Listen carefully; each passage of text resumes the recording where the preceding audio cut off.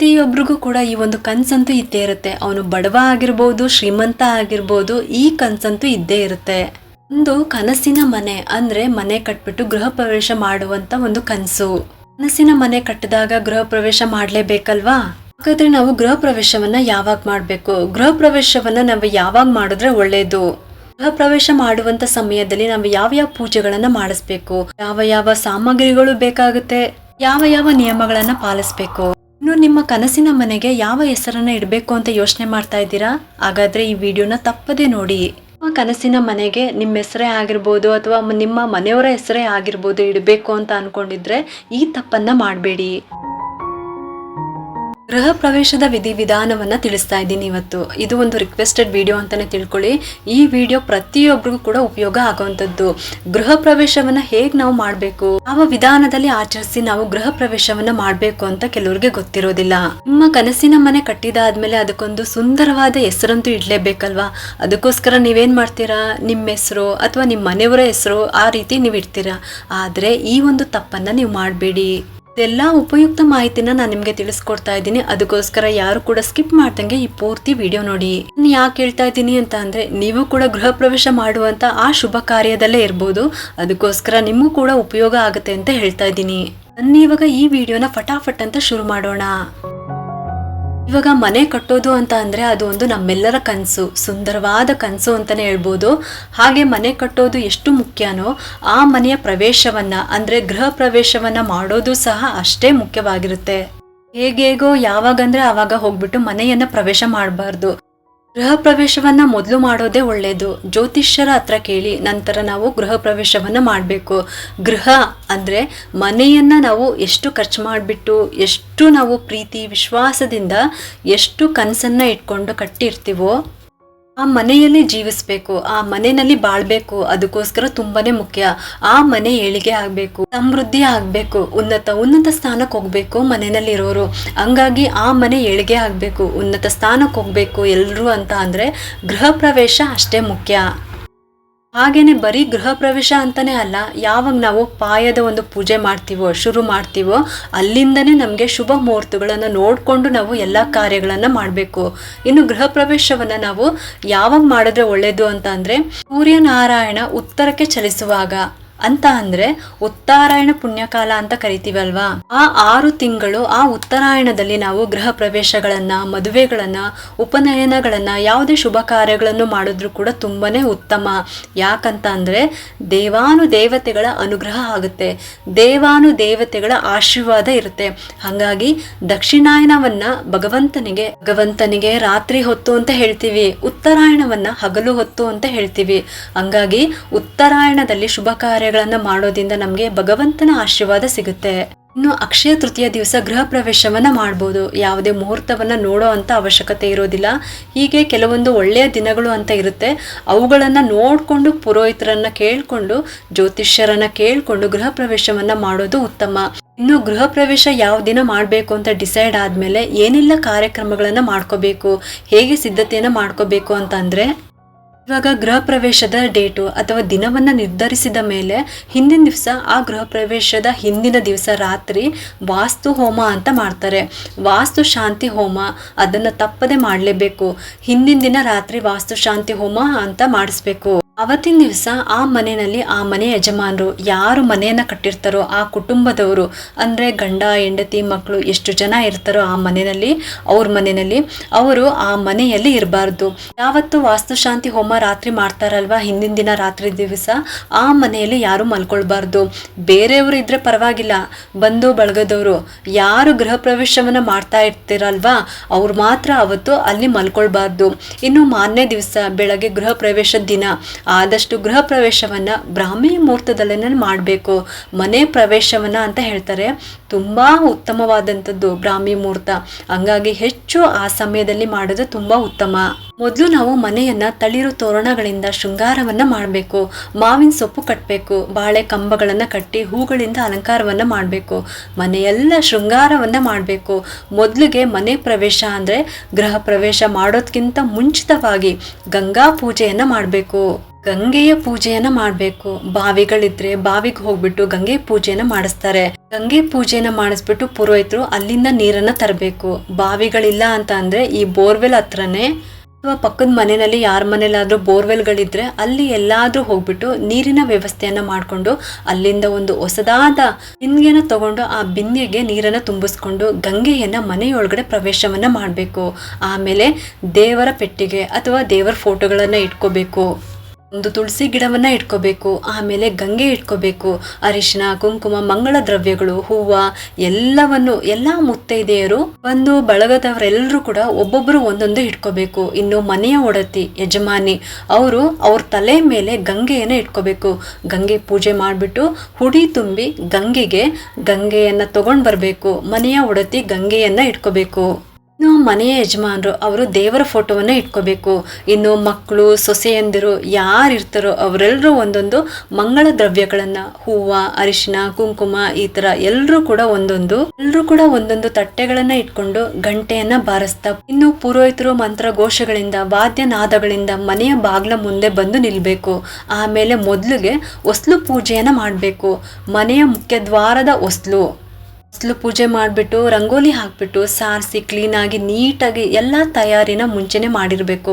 ಹೊಸ್ಲು ಪೂಜೆನ ಮಾಡಿದಾದ್ಮೇಲೆ ಹೊಸ್ಲು ಮೇಲೆ ಒಂದು ಸೇರ್ನಲ್ಲಿ ಅಥವಾ ಒಂದು ಬೆಳ್ಳಿ ಲೋಟದಲ್ಲಿ ಅಕ್ಕಿಯನ್ನ ತುಂಬಿಸ್ಬಿಟ್ಟು ಒಂದು ಹಚ್ಚ ಬೆಲ್ಲವನ್ನ ಇಡಬೇಕು. ನಾವಿವಾಗ ಹೊಸದಾಗಿ ಮದ್ವೆ ಆಗಿರುವಂತ ಸೊಸೆಯನ್ನ ಹೇಗ್ ಮನೆಯಲ್ಲಿ ತುಂಬಿಸ್ಕೊಂತೀವಲ್ವಾ ಸೊಸೆಯನ್ನ, ಹಾಗೆ ಹೊಸ್ಲು ಮೇಲೆ ಅಕ್ಕಿಯನ್ನ ಇಟ್ಬಿಟ್ಟು ಅಕ್ಕಿ ಮೇಲೆ ಬೆಲ್ಲ ಇಟ್ಬಿಟ್ಟು ಹೊಸ್ಲು ಮೇಲೆ ಇಡಬೇಕು.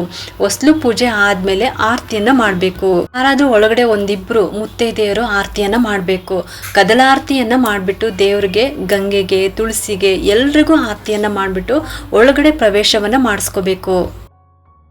ಇನ್ನು ಅಕ್ಕಿ ತುಂಬಿದ ಲೋಟವನ್ನ ಬಲಗಾಲಿಂದ ಒದ್ಬಿಟ್ಟು ಬಲಗಾಲನ್ನ ಒಳಗಡೆ ಇಟ್ಬಿಟ್ಟು ಮೊದಲು ದೇವರನ್ನ ಒಳಗಡೆ ಪ್ರವೇಶ ಮಾಡಿಸ್ಬೇಕು. ಅಂದ್ರೆ ದೇವರ ಪೆಟ್ಟಿಗೆ ಇಟ್ಕೊಂಡಿದ್ರೆ ಅಥವಾ ದೇವರ ಫೋಟೋ ಏನಿರುತ್ತೆ ಅದನ್ನ ಇಟ್ಕೊಂಡು ಅವರು ಮುಂಚೆ ಬಲಗಾಲಿಟ್ಟು ಹೋಗ್ಬೇಕು.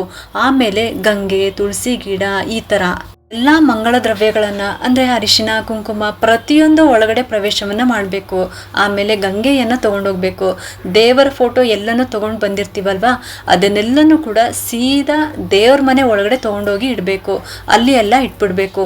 ಮೊದಲಿಗೆ ದೇವರ ಪೂಜೆಯನ್ನ ಮಾಡಬೇಕು. ದೇವ್ರ ಪೂಜೆ ಆದ್ಮೇಲೆ ಹಸು ಕರುಗಳನ್ನ ಮನೆ ಒಳಗಡೆ ಪ್ರವೇಶ ಮಾಡಿಸ್ಬೇಕು. ಕರು ಸಹಿತವಾದ ಹಸು ಬರ್ಬೇಕು ಮನೆ ಒಳಗಡೆ. ಬಲ್ಗಾಲಿಟ್ಟು ಹಸು ಕರು ಮನೆ ಒಳಗಡೆ. ಹಸು ಕರುವನ್ನ ಮನೆ ಒಳಗಡೆ ಎಲ್ಲ ಓಡಾಡಿಸ್ಬೇಕು. ಆಮೇಲೆ ಹಸುವಿಗೂ ಮತ್ತೆ ಕರುವಿಗೂ ಅರಿಶಿನ ಕುಂಕುಮವನ್ನ ಹಚ್ಚಬೇಕು. ಹೂವನ್ನ ಏರಿಸ್ಬೇಕು. ಆಮೇಲೆ ಸೀರೆಯನ್ನ ಹಾಕ್ಬೇಕು. ಈ ತರ ಸೀರೆಯನ್ನ ಹಸುವಿನ ಮೇಲೆ ಹಾಕ್ಬೇಕು. ಮತ್ತೆ ಹಸುವಿಗೆ ಗ್ರಾಸವನ್ನ ಕೊಡ್ಬೇಕು. ಗ್ರಾಸ ಅಂತ ಅಂದ್ರೆ ಅಕ್ಕಿ ಬೆಲ್ಲ ತಿನ್ನೋದಕ್ಕೆ ಹಸುವಿಗೆ ಕೊಡ್ಬೇಕು. ಆಮೇಲೆ ಆರತಿನ ಮಾಡ್ಬೇಕು ಹಸುವಿಗೆ. ಇದಿಷ್ಟು ಕಾರ್ಯಕ್ರಮ ಮುಗ್ದಾದ್ಮೇಲೆ ನಂತರ ಹಾಲುಕ್ಸೋಂಥದ್ದು ಕಾರ್ಯಕ್ರಮ. ಒಂದು ಒಲೆಯನ್ನ ಹಚ್ಬಿಟ್ಟು ಅಲ್ಲಿ ಹೊಸ ಪಾತ್ರೆಯನ್ನ ತಂದಿರ್ಬೇಕು. ಆ ಹೊಸ ಪಾತ್ರೆಗೆ ಹಾಲನ್ನ ಹಾಕ್ಬಿಟ್ಟು ಹಾಲು ಉಕ್ಕಿಸ್ಬೇಕು. ಹಾಲು ಉಕ್ಕಿದಾದ್ಮೇಲೆ ಹಾಲಿಗೆ ಒಂದ್ ಸ್ವಲ್ಪ ಸಕ್ಕರೆನ ಬೆರೆಸ್ಬೇಕು. ಆಮೇಲೆ ಮನೆಯಲ್ಲಿ ಇರೋಂಥವ್ರೆಲ್ಲರೂ ಬಂದ್ಬಿಟ್ಟು ಸ್ವಲ್ಪ ಸ್ವಲ್ಪ ಸಕ್ಕರೆನ ಆ ಹಾಲಿಗೆ ಹಾಕ್ಬೇಕು. ಹಾಲು ಉಕ್ಸುವ ಉದ್ದೇಶ ಏನು ಅಂತ ಅಂದ್ರೆ ಹಾಲು ಯಾವ ತರ ಉಕ್ಕುತ್ತೋ ಅದೇ ತರ ಮನೆಯಲ್ಲಿ ಸಂತೋಷ ಸಮೃದ್ಧಿ ಆಗಿರ್ಲಿ ಅಂತ ಒಂದು ಸಂಕೇತ. ಹಾಗೆ ನಾವು ದೇವ್ರನ್ನ ಬೇಡ್ಕೋಬೇಕು. ಮನೆಯಲ್ಲಿ ಸುಖ ಸಂತೋಷ ಮತ್ತೆ ಆರೋಗ್ಯ ಭಾಗ್ಯ ಸಿಗ್ಲಿ ಅಂತ ಎಲ್ಲಾ ಭಗವಂತನಲ್ಲಿ ಬೇಡ್ಕೋಬೇಕು. ಆಮೇಲೆ ಹಾಲು ಸಕ್ಕರೆನ ಎಲ್ರಿಗೂ ಕೂಡ ಹಂಚ್ಬೇಕು. ನಂತರ ಕೆಲವೊಬ್ರು ಅವತ್ತಿನ ದಿವಸ ಪೂಜೆ ಎಲ್ಲ ಆದ್ಮೇಲೆ ಸತ್ಯನಾರಾಯಣ ಸ್ವಾಮಿ ಪೂಜೆನ ಮಾಡಿಸ್ತಾರೆ. ಇನ್ನು ಕೆಲವರು ಸಮಯ ಇಲ್ಲದೆ ಇರೋರು ಅವತ್ತೇ ಮಾಡ್ಕೋಬಹುದು, ಏನೂ ತೊಂದರೆ ಇಲ್ಲ ಅಂತ ಅಂದ್ರೆ ಮಾರನೇ ದಿವಸ ಅಂದ್ರೆ ಗೃಹ ಪ್ರವೇಶ ಆದ ಮಾರನೇ ದಿವಸ ನೀವು ಸತ್ಯನಾರಾಯಣ ಸ್ವಾಮಿ ಪೂಜೆನ ಮಾಡ್ಕೋಬಹುದು. ಅಲ್ಲಿಗೆ 3 ದಿನದ ಪ್ರೋಗ್ರಾಮ್ ಆಗುತ್ತೆ. ಹಿಂದಿನ ದಿನ ರಾತ್ರಿ ವಾಸ್ತುಶಾಂತಿ ಹೋಮ, ಅವತ್ತಿನ ದಿವಸ ರಾತ್ರಿ ಊಟಗಳು ಇರುತ್ತೆ. ಮತ್ತೆ ಮಾರನೇ ದಿವಸ ಗೃಹ ಪ್ರವೇಶ, ಅವತ್ತಿನ ದಿವಸ ವಿಶೇಷವಾದಂತಹ ಭಕ್ಷ್ಯ ಭೋಜನಗಳನ್ನ ಎಲ್ಲರೂ ಮಾಡಿಸ್ಬೇಕು. ಮತ್ತೆ ಮಾರನೇ ದಿವಸ ಸತ್ಯನಾರಾಯಣ ಸ್ವಾಮಿ ಪೂಜೆ. ಕೆಲವೊಬ್ರು ಅವತ್ತಿನ ದಿನನೇ ಗೃಹ ಪ್ರವೇಶ ದಿವಸನೇ ಸತ್ಯನಾರಾಯಣ ಸ್ವಾಮಿ ಪೂಜೆನ ಮಾಡ್ಕೊಳ್ತಾರೆ. ಇನ್ನು ಅವತ್ತಿನ ದಿವಸ ಗೃಹ ಪ್ರವೇಶದ ದಿನ ಮುತ್ತೈದೆಯರಿಗೆ ಹುಡಿಯನ್ನ ತುಂಬುವಂಥದ್ದು. ಮನೆಯಲ್ಲಿರುವಂತ ಹೆಣ್ಮಕ್ಳಿಗೆ ಮರದ ಬಾಗಿಣವನ್ನ ಒಂದು 5 ಜನ ಮುತ್ತೈದೆಯರಿಗೆ ಕೊಡ್ಬೋದು. ಹೀಗೆ ಎಲ್ಲ ಸಂಭ್ರಮವನ್ನ ಪಡ್ಕೋಬಹುದು. ಇನ್ನು ವಸ್ತ್ರಗಳನ್ನ ಕೊಡೋದು ತಗೊಳ್ಳೋದು ಉಡುಗೊರೆಗಳನ್ನು ಇದ್ದೇ ಇರುತ್ತೆ. ಅವ್ರು ನಿಮ್ಗೆ ಕೊಡೋದು, ನೀವು ಅವ್ರಿಗೆ ಕೊಡೋದು, ಈ ತರ ಗಿಫ್ಟ್ ಗಳನ್ನ ಕೊಟ್ಕೊಳ್ಳುವಂಥದ್ದು. ಆಮೇಲೆ ಎಲ್ರು ಬಂದು ಬಾಂಧವರು ಸೇರ್ಕೊಂಡು ಅತಿಥಿಗಳನ್ನ ಎಲ್ರು ಕೂಡ ಕೂರಿಸ್ಬಿಟ್ಟು ಭಕ್ಷ್ಯ ಭೋಜನಗಳನ್ನ ಮಾಡಿಸ್ಬೇಕು. ಎಲ್ರಿಗೂ ಒಂದು ಒಳ್ಳೆ ಊಟವನ್ನ ಮಾಡಿಸ್ಬೇಕು. ಅಡುಗೆ ಮಾಡಿಸಿ ಊಟಕ್ಕೆ ಹಾಕಬೇಕು. ಮೃಷ್ಟಾನ್ನ ಭೋಜನವನ್ನು ಊಟಕ್ಕಾಗಿ ಅವರು ತೃಪ್ತಿಯಾಗಿ ಅರಸೋಗೋದ್ರಿಂದ ನಿಮ್ಮನೆ ಉನ್ನತ ಅಭಿವೃದ್ಧಿಯನ್ನ ನೀವು ಕಾಣೋದಕ್ಕೆ ಸಾಧ್ಯ. ಇಷ್ಟು ಹೊಸ ಮನೆಯ ಗೃಹ ಪ್ರವೇಶ ಹೀಗೆ ಮಾಡಬೇಕು ಅಂತ ಸಿಂಪಲ್ ಆಗಿ ನಾನು ನಿಮ್ಗೆ ತಿಳಿಸ್ಕೊಟ್ಟಿದ್ದೀನಿ. ಇನ್ನು ಅವತ್ತಿನ ದಿವಸ ಬಾಗ್ಲು ಹಾಕೋದಿಕ್ಕೆ ಹೋಗ್ಬೇಡಿ. ಅವತ್ತಿನ ದಿವಸ ನೀವು ಅಲ್ಲೇ ಇರಬೇಕಾಗುತ್ತೆ. ಬೇರೆ ಎಲ್ಲೋ ಇರ್ತೀವಿ, ಹೋಗಿ ಬರಬೇಕು ಅಂದ್ರೂ ಸಹ ಅವತ್ತಿನ ದಿವಸ ಅಂದ್ರೆ ಗೃಹ ಪ್ರವೇಶ ಆಗಿದ್ದ ದಿವಸ ಬಾಗ್ಲು ಹಾಕೊಂಡು ಬೀಗ ಹಾಕೊಂಡು ಹೋಗ್ಬೇಡಿ. ಅವತ್ತಿನ ದಿವಸ ಅಲ್ಲಿಗೆನೆ ನೀವು ಶಿಫ್ಟ್ ಆದ್ರೂ ಕೂಡ ಏನೂ ತೊಂದರೆ ಇಲ್ಲ. ಇದಿಷ್ಟು ಮನೆಯ ಗೃಹ ಪ್ರವೇಶದ ಬಗ್ಗೆ ತಿಳಿಸ್ಕೊಟ್ಟಿದ್ದೀನಿ. ಇನ್ನು ಮುಖ್ಯವಾಗಿ ಗೃಹ ಪ್ರವೇಶಕ್ಕೆ ಏನೇನು ವಸ್ತುಗಳನ್ನ ತಗೊಂಡೋಗ್ಬೇಕು ಅಂತಂದ್ರೆ ತುಳಸಿ ಗಿಡ, ದೇವರ ಫೋಟೋ, ಗಂಗೆ, ಅರಿಶಿನ, ಕುಂಕುಮ ಮತ್ತೆ ಹೂವ, ಮಂಗಳ ದ್ರವ್ಯಗಳನ್ನ ತಗೊಂಡೋಗಿ ಪ್ರವೇಶವನ್ನ ಮಾಡಬೇಕು. ಅಂದ್ರೆ ಗೃಹ ಪ್ರವೇಶವನ್ನ ಮಾಡಬೇಕು. ಇನ್ನು ನೀವು ಕಾಯ್ತಿರುವಂತ ಪ್ರಶ್ನೆ ಅದೇನಪ್ಪಾ ಅಂದ್ರೆ ಅತಿ ಮುಖ್ಯವಾಗಿ ಹೊಸ ಮನೆಗೆ ಯಾವ ರೀತಿ ಹೆಸರನ್ನ ಇಡಬೇಕು, ಯಾವ ಹೆಸರನ್ನ ಇಡಬೇಕು, ಮನೆಯವರ ಹೆಸರು ಇಡಬಹುದಾ, ಮನೆಯವರ ಹೆಸರನ್ನ ಇಡಬಾರ್ದಾ ಅನ್ನೋ ಒಂದು ಡೌಟ್ ಅಂತೂ ಇದ್ದೇ ಇರುತ್ತೆ. ವಾಸ್ತು ಪ್ರಕಾರ ಹೊಸ ಮನೆಗೆ ಒಂದು ಹೆಸರನ್ನ ತಪ್ಪದೇ ಇಡಲೇಬೇಕು. ಯಾವ ಹೆಸರನ್ನ ಇಡಬೇಕು, ಮನೆಯವರ ಹೆಸರನ್ನ ಇಡಬಹುದಾ ಅಥವಾ ಇಡಬಾರ್ದಾ ಅನ್ನೋ ಒಂದು ಡೌಟ್ ಇದ್ದೇ ಇರುತ್ತೆ ಅಲ್ವಾ ನಿಮ್ಗೆ. ವಾಸ್ತು ಪ್ರಕಾರ ಹೊಸ ಮನೆಗೆ ಒಂದು ಹೆಸರನ್ನ ತಪ್ಪದೇ ಇಡಲೇಬೇಕು. ನಮ್ಮ ಮನೆ ನಮ್ ಕನಸಿನ ಒಂದು ಪ್ರತಿಬಿಂಬ ಅಂತ ಹೇಳ್ತೀವಿ. ಅದಕ್ಕೊಂದು ಗುರುತನ್ನ ಎಲ್ರೂ ಕೊಡ್ಲೇಬೇಕು. ಹೇಗೇಗೋ ಏನೇನೋ ಹೆಸರಿಡೋದಲ್ಲ, ಆ ಹೆಸರಲ್ಲಿ ದೈವ ಶಕ್ತಿ ಇರಬೇಕು, ದೈವಿಕ ಶಕ್ತಿ ಒಳಗೊಂಡಿರ್ಬೇಕು, ಆ ಮನೆಯಲ್ಲಿ ದೈವಿ ಶಕ್ತಿ ವಾಸವಾಗಿರ್ಬೇಕು.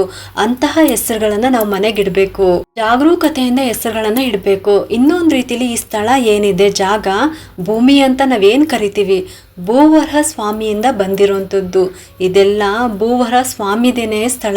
ಸ್ವತಃ ಭಗವಂತನೇ ವಾಸವಾಗಿರ್ತಾರೆ ಈ ಜಾಗದಲ್ಲಿ. ಮನೆಯ ಮೂಲೆ ಮೂಲೆಗಳಲ್ಲೂ, ಒಂದೊಂದು ಇಟ್ಕೆನಲ್ಲೂ, ಒಂದೊಂದು ಪಿಲ್ಲರ್ಗಳಲ್ಲೂ, ಒಂದೊಂದು ಜಾಗದಲ್ಲೂ ಇರುವಂತಹ ಸ್ವತಃ ಭಗವಂತನೇ ವಾಸವಾಗಿರ್ತಾರೆ. ಮನೆ ಅಂದ್ಮೇಲೆ ಇದು ಆತನದ್ದೇ ಮನೆ, ಭಗವಂತನದ್ದೇ ಮನೆ. ನಾವು ಏನೂ ಇಲ್ಲ ಅಂತ ಅಂದ್ರೆ ನಾವು ತೃಣ ಮಾತ್ರರು ಅಷ್ಟೇನೆ. ನಮ್ಮನ್ನ ಆಟ ಆಡೋದಕ್ಕೆ ಭಗವಂತ ಇಲ್ಲಿ ಬಿಟ್ಟಿದ್ದಾರೆ. ನಮ್ಮ ಆಟ ಮುಗಿದ್ಮೇಲೆ ಭಗವಂತ ನಮ್ಮನ್ನ ಕರ್ಕೊಂತಾರೆ ಅಷ್ಟೇನೆ. ಯಾವುದು ನಂದು ಅಂತ ಏನೂ ಇಲ್ಲ.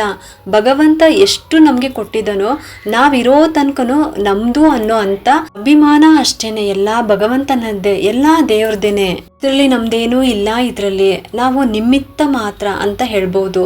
ಹಾಗಾಗಿನೇ ನಾವು ಬೆಳಗ್ಗೆ ಎದ್ದ ತಕ್ಷಣ ಭಗವಂತನ ಸ್ಮರಣೆ ಮಾಡ್ತಾ ಎದ್ದೇಳ್ಬೇಕು. ಭಗವಂತನ ಸ್ಮರಣೆಯನ್ನ ಮಾಡ್ತಾ ಕಸ ಗುಡಿಸ್ಬೇಕು. ನಿನ್ನ ಮನೆ ಇದು, ನಿನ್ನ ದೇಗುಲ ಇದು, ಅದನ್ನ ನಾನು ದೇವಾಲಯವನ್ನ ಶುದ್ಧ ಮಾಡ್ತಾ ಇದ್ದೀನಿ ಅಂತ ಹೇಳಿನೇ ಮಾಡ್ಬೇಕು. ಯಾಕಂದ್ರೆ ಆತನದ್ದೇ ಮನೆ, ಆತನದ್ದೇ ಜಾಗ. ನಮ್ದೇನೂ ಇಲ್ಲ, ನಿಮಿತ್ತ ಮಾತ್ರ ಅಷ್ಟೇನೆ. ನಂದು ಅಂತ ಹೇಳ್ಕೊಂತೀವಿ, ಆದ್ರೆ ಇದು ಯಾವುದು ನಮ್ದಲ್ಲ, ಎಲ್ಲಾ ಭಗವಂತನದ್ದೇ. ಆತ ಕೊಟ್ಟಿರುವ ಭಿಕ್ಷೆ, ಅದರಲ್ಲಿ ನಾವು ಬದುಕ್ತಾ ಇದ್ದೀವಿ ಅನ್ನೋಂಥ ಭಾವನೆ ಇರ್ಬೇಕಷ್ಟೇನೆ. ನಾವೇನೋ ಸುಖ ಭೋಗಗಳನ್ನ ಅನುಭವಿಸ್ತಾ ಇದ್ದೀವಿ ಅಂತ ಅಂದ್ರೆ ಅದು ಪೂರ್ವ ಜನ್ಮದ ಸುಕೃತ. ಅದನ್ನ ಭಗವಂತ ತಿನ್ನೋದಕ್ಕೆ ಕೊಟ್ಟಿರ್ತಾನೆ ಅಷ್ಟೇನೆ. ಅದನ್ನ ನಾವು ಭಗವಂತನಿಗೆ ಸಮರ್ಪಣೆಯನ್ನ ಮಾಡ್ಬೇಕು. ಹಾಗಾಗಿ ಯಾವ್ದ್ಯಾವ್ದೋ ಹೇಗೇಗೋ ಹೆಸರುಗಳನ್ನ ಇಡುವಂಥದ್ದು ಅಥವಾ ನಮ್ಮ ಹೆಸರುಗಳನ್ನೇ ಮನೆಗಿಡುವಂಥದ್ದು ಆ ಥರ ಮಾಡಬಾರ್ದು. ದೇವರ ಜಾಗ, ಭಗವಂತನ ಜಾಗ, ಆತನದ್ದೇ ಮನೆ ಆದ ಕಾರಣ ದೇವರ ಹೆಸರುಗಳನ್ನ ಇಡಬೇಕು ಮನೆಗೆ. ಈ ವಿಶ್ವನೇ, ಇಡೀ ಭೂಮಂಡಲನೇ ಆತನದ್ದೇ ಆಗಿರುವಾಗ ಒಂದು ಪುಟ್ಟ ಮನೆ ನಮ್ದು ಅಂತ ನಾವು ಹೇಗೆ ಹೇಳ್ಕೊಳ್ಳೋದಕ್ಕೆ ಸಾಧ್ಯ ಆಗುತ್ತೆ, ನೀವೇ ಹೇಳಿ. ಹಾಗಾಗಿ ನಾವು ಎಷ್ಟು ದಿನ ಇರ್ತೀವೋ, ಯಾವ ಜಾಗದಲ್ಲಿ ವಾಸವಾಗಿರ್ತೀವೋ ಅದು ನಮ್ದು ಅಂತ ಹೇಳ್ಕೋಬಹುದು ಅಷ್ಟೇನೆ. ಆದ್ರೆ ಅದು ನಮ್ದಲ್ಲ, ಇದನ್ನ ನಾವು ತಿಳ್ಕೋಬೇಕು ಅಷ್ಟೇನೆ. ಹಾಗಾಗಿ ಯಾವ್ಯಾವ್ದೋ ಹೆಸರನ್ನ ಇಡೋದಕ್ಕೆ ಹೋಗ್ಬೇಡಿ. ದೇವರ ಹೆಸರುಗಳನ್ನ ಇಡಿ, ಭಗವಂತನ ಹೆಸರುಗಳನ್ನ ಇಡಿ, ಮನೆ ದೇವರ ಹೆಸರು ಇಡಿ, ಕುಲದೇವರ ಹೆಸರು, ಇಷ್ಟ ದೇವರ ಹೆಸರು, ಆರಾಧ್ಯ ದೇವರು, ದೇವರ ಹೆಸರುಗಳನ್ನ ಇಡೋದೇ ಶ್ರೇಷ್ಠ. ಶ್ರೀನಿವಾಸ, ಶ್ರೀ ಅಂದ್ರೆ ಲಕ್ಷ್ಮೀದೇವಿ. ಲಕ್ಷ್ಮೀದೇವಿ ಇರುವಂತ ವಾಸ ತಾನೆ. ಲಕ್ಷ್ಮೀದೇವಿ ಇದ್ದಾಳೆ ಅಂದ್ರೇನೆ ಭಗವಂತ ತಾನಾಗಿನೇ ಇರ್ತಾರೆ. ಭಗವಂತ ಇದ್ದಾರೆ ಅಂತ ಅಂದ್ರೆ ಲಕ್ಷ್ಮೀದೇವಿ ಬಂದೇ ಬರ್ತಾರೆ. ಹಾಗಾಗಿ ಶ್ರೀನಿವಾಸ ಅಂತ ಇಡಿ, ಶ್ರೀ ನಿಲಯ ಅಂತ ಇಡಿ. ಶ್ರೀನಿವಾಸ, ಶ್ರೀನಿಲಯ, ಗೋಮಾತೆ, ಸುರಭಿ, ಕಾಮಧೇನು, ಕನಕ ಎಲ್ಲ ನಾನು ಜಸ್ಟ್ ಎಕ್ಸಾಂಪಲ್ ಆಗಿ ಕೊಡ್ತಾ ಇದ್ದೀನಿ ಅಷ್ಟೇನೆ. ನೀವು ಮನೆ ದೇವರು, ಕುಲದೇವರು ಇಡ್ಬೋದು. ಆದಷ್ಟು ನಮ್ಮ ಹೆಸರುಗಳನ್ನ ಇಡೋದಕ್ಕಿಂತ ದೇವರ ಹೆಸರುಗಳನ್ನ ಇಡೋದೇ ಉತ್ತಮ ಮನೆಗೆ. ಇದಿಷ್ಟು ಗೃಹ ಪ್ರವೇಶ ಮನೆಗೆ ಹೆಸರು ಇಡುವಂತ ನನಗೆ ಎಷ್ಟು ಗೊತ್ತಿದೆಯೋ ಅಷ್ಟು ನಿಮ್ಗೆ ತಿಳಿಸ್ಕೊಟ್ಟಿದ್ದೀನಿ. ದಯವಿಟ್ಟು ಯಾರು ಕೂಡ ತಪ್ಪು ತಿಳ್ಕೊಳ್ಳೋದಿಕ್ ಹೋಗ್ಬೇಡಿ. ಏನಪ್ಪಾ ಇವ್ರು ಹೀಗೆ ಹೇಳ್ತಾ ಇದ್ದಾರೆ ಅಂತ. ನನಗೆ ಸರಿ ಅನ್ಸಿದ್ದು ನಾನು ನಿಮ್ಗೆ ಹೇಳ್ತಾ ಇದ್ದೀನಿ ಅಷ್ಟೇನೆ. ಆದಷ್ಟು ದೇವ್ರ ಬಗ್ಗೆನೇ ನಾನು ಹೇಳೋದು, ಬೇರೆ ಹೇಳೋದಕ್ಕೆಲ್ಲ ಹೋಗೋದಿಲ್ಲ. ಹೀಗ್ ಮಾಡಿ ಹಾಗ್ ಮಾಡಿ ಅಂತ ನಾನು ಏನೂ ಹೇಳ್ತಾ ಇಲ್ಲ. ಹೀಗೆ ಮಾಡಿ ಹಾಗೆ ಮಾಡಿ ಅಂತಲೂ ಕೂಡ ನಾನು ಹೇಳ್ತಾ ಇಲ್ಲ. ನಾನು ಕೂಡ ದೇವ್ರನ್ನ ನಂಬ್ತೀನಿ. ಅಷ್ಟೇ ವ್ರತ ಪೂಜೆ ಉಪವಾಸ ದೀಪಾರಾಧನೆ ಮಾಡೋದ್ರಿಂದ ನನಗೂ ಕೂಡ ಮೊದಲು ನೆನಪಾಗುವಂಥದ್ದೇ ಆ ಭಗವಂತ. ಅದಕ್ಕೋಸ್ಕರ ಹೇಳ್ದೆ ಅಷ್ಟೇನೆ. ಇದನ್ನ ಪಾಲಿಸ್ಬೇಕೋ ಬಿಡಬೇಕೋ ಅದು ನಿಮ್ಗೆ ಬಿಟ್ಟಿದ್ದು. ಇದನ್ನ ಹೀಗೆ ಮಾಡಿ ಅಂತ ಹೇಳೋದಿಕ್ಕೆ ಆಗೋದಿಲ್ಲ ನಾನು. ಅದಕ್ಕೋಸ್ಕರ ಇಷ್ಟು ಮಾಡ್ಕೊಳ್ಳಿ. ಗೃಹ ಪ್ರವೇಶದ ದಿನ ಸಿಂಪಲ್ ಆಗಿ ಗೃಹ ಪ್ರವೇಶದ ಬಗ್ಗೆ ತಿಳಿಸಿದ್ದೀನಿ. ಹಾಗೆ ಯಾವ ಥರ ಹೆಸರಿಡಬೇಕು ಅಂತಲೂ ಕೂಡ ತಿಳಿಸ್ಕೊಟ್ಟಿದ್ದೀನಿ. ಒಬ್ರು ಕ್ವಶನ್ ಕೇಳಿದ್ರು, ಶ್ರೀಚಕ್ರವನ್ನ ದೇವ್ರ ಮನೆಯಲ್ಲಿ ರೂಫ್ಗೆ ಹಾಕಿಸ್ಬೋದಾ ಅಂತ. ಈ ರೀತಿ ಮಾಡಿಸೋದನ್ನ ನಾನು ಕೂಡ ಎಲ್ಲೂ ನೋಡಿಲ್ಲ. ದಯವಿಟ್ಟು ಯಾರು ಕೂಡ ಮಾಡೋದಿಕ್ ಹೋಗ್ಬೇಡಿ. ನೀವು ಮಾಡೋದಿಕ್ ಹೋಗ್ಬೇಡಿ. ಶ್ರೀಚಕ್ರ ಅಂತ ಅಂದ್ರೇನೆ ಲಕ್ಷ್ಮೀ ದೇವಿ ಇರುವಂತ ಸ್ಥಳ. ಲಕ್ಷ್ಮೀ ದೇವಿನೇ ವಾಸವಾಗಿರ್ತಾರೆ ಶ್ರೀಚಕ್ರದಲ್ಲಿ. ಹಂಗಾಗಿ ಎಲ್ಲೆಲ್ಲೋ ಉಲ್ಟಾ ಹಾಕೋದು, ತಲೆ ಕೆಳಗಾಗಿ ಹಾಕೊಳ್ಳೋದು, ಇನ್ನೇನೋ ಮಾಡೋದು ಅವೆಲ್ಲ ಮಾಡೋದಿಕ್ ಹೋಗ್ಬೇಡಿ.